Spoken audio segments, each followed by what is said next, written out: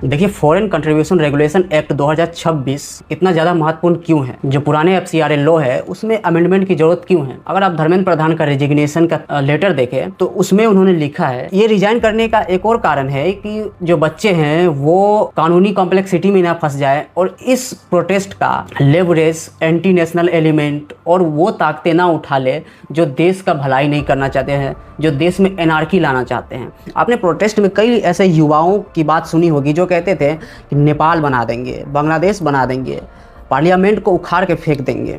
तो ये लोग जो हैं इन्होंने ऐसी बात क्यों बोली? क्योंकि कहीं ना कहीं ऐसी बातों की चर्चा हुई होगी।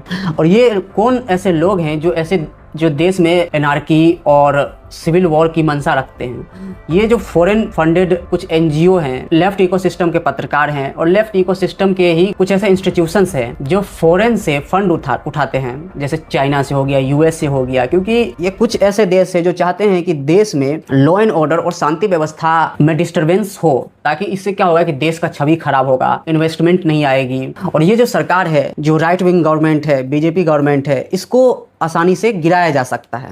ऐसा साजिश सीआईए और चाइना के जो एजेंट्स हैं ये और जो डीप स्टेट है ये काफ़ी सालों से करते आ रहे हैं। लेकिन भारत जैसे vibrant democracy, world's largest democracy में ये सक्सेस नहीं कर पा रहे हैं। तो ये कुछ ना कुछ तरीका ढूंढते रहते हैं। इसीलिए एफसीआरए 2.0 यानी फॉरेन कंट्रीब्यूशन रेगुलेशन एक्ट 2026 आना सबसे ज़्यादा महत्वपूर्ण है। इससे क्या होगा कि जो भी संस्था है, कंपनी है, एनजीओ है, ये ज़्यादा जवाबदेह बनेंगे। फॉरेन से जो इनका कंट्रीब्यूशन आ रहा है, फंड आ रहा है, इसमें ज़्यादा ट्रांसपेरेंसी आएगी।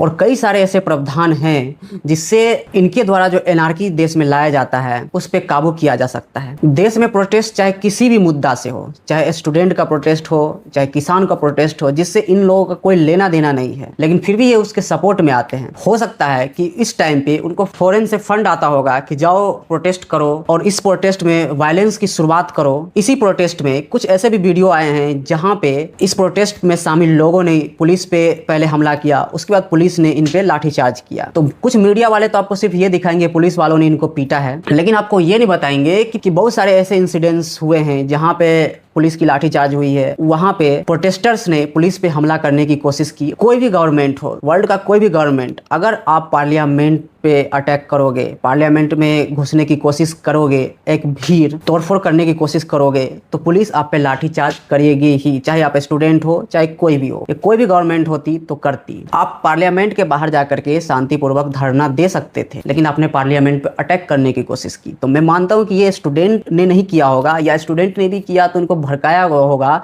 उन्हीं कंपनीज, उन्हीं एनजीओ के द्वारा।